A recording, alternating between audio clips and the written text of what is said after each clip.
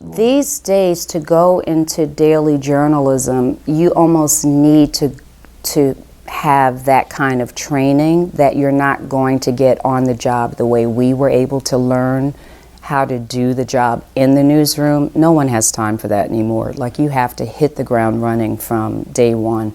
And so students now, they're expected when they're hired to have all the social media, the digital skills, to write across platforms, and they can. We were talking, we had typewriters when we started the newsroom, and you would type your article first on paper. Aging us, they're like, oh, these people are so old. How many students have ever used a typewriter? Or seen one. Yes, You've seen a typewriter? Where would you even see one these days? In the museum? No, it was At your grandma's? That hurt. That hurt. They will come back like vinyl is coming back. I've seen it. I think typewriters will come back. I doubt it. But describe, I mean, they worked us hard. We did a lot of production. Describe what a typical day was like. Well, yeah, back then, I was writing like maybe 3 articles a day, and also working on a long form article for the weekend paper, and like, they really worked us. The staff was not that big, which was a gift, because, you know, as you go to larger newsrooms, you're now competing with more people for a little bit of news space. So at the Nick News, they had all that news space and very few people to fill it. So we worked really, really hard. I loved you could write long articles. Even when you went to Post, you were talking about, you went to cover Nelson Mandela's release. I mean, talk about the opportunities at the newspapers in that era. Well, you know, those were the golden years of newspaper journalism. You know, newspapers were king. You know, it was a big deal to be a reporter at a major daily newspaper, getting to meet some of the most remarkable people on the planet. You know, especially being in New York, there was no telling who you were going to meet from day to day. Even here in the state capitol, I mean, I remember meeting Jackie O when she came to Albany. I'm sorry, I was in the state capitol bureau and she was there.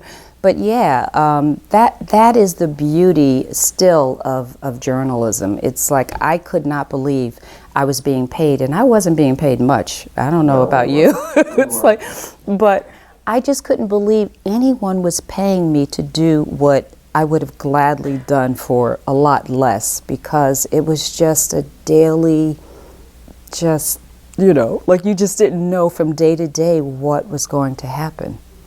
And yet, you got a great opportunity, and you left it for academia. And you've had a chance to travel internationally, to write 5 books. Yeah, but none of that would have happened without my daily journalism career. What I brought to NYU was my experience covering national politics, covering Capitol Hill, doing international reporting, doing urban reporting, and that was something I could then impart to students who wanted to learn the craft. So we've got a lot of undergraduates. You work with undergraduates at NYU. Give a couple points of advice you would, if some of them are interested in journalism or other forms of communication. Not to text while you're in class. That would be like part of my advice. I think the thing that's funny about students today is they don't think you see them. It's like, we see you. And underneath their chair. Yeah, and what I tell my students is to, you know, while you're in college, consider it a tryout for the real world, for a job, because your professors are the people who you're going to go to for letters of recommendation, and they see you, and they will want to write an honest letter or not write a letter at all if they can't say something really good about you.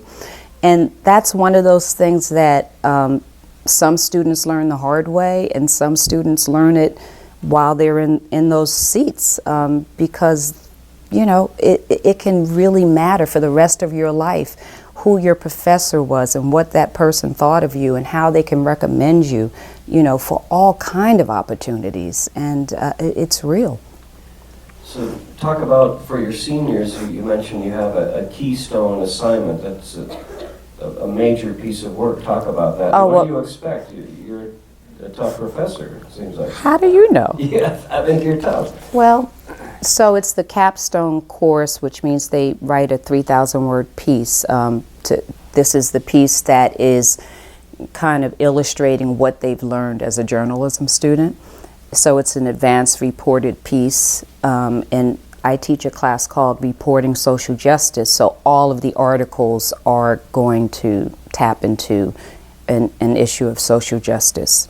Yeah. So if they just go to Wikipedia and cut and paste a few things, is that good enough? No, not at What all. do you expect? How many sources? How many interviews? Expect many, many sources. I mean, I'm working with them the entire semester, and you know, they're going out and they're working on the historical background. They're learning how to, like, you know, mine anecdotes and scenes and color and data. You know, where do you go for data? What, you know, how do you illuminate this story through all of these different strategies? And hopefully, by the end, they turn in a piece that shows that they learned something during their 4 years as undergraduate student studying journalism.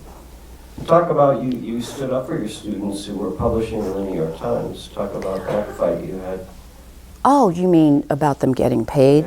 Yeah, well, we did a joint program with the New York Times at one point.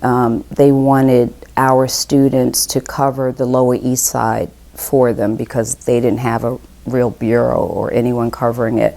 And of course, NYU students, because they're based in Greenwich Village and the Lower East Side, and they're hip and trendy, and they're right up on everything that's happening in the city, the New York Times wanted to mine that for the paper, and the best stories would get published. And you know, I just wanted to make sure they were paid, because journalism is not free. So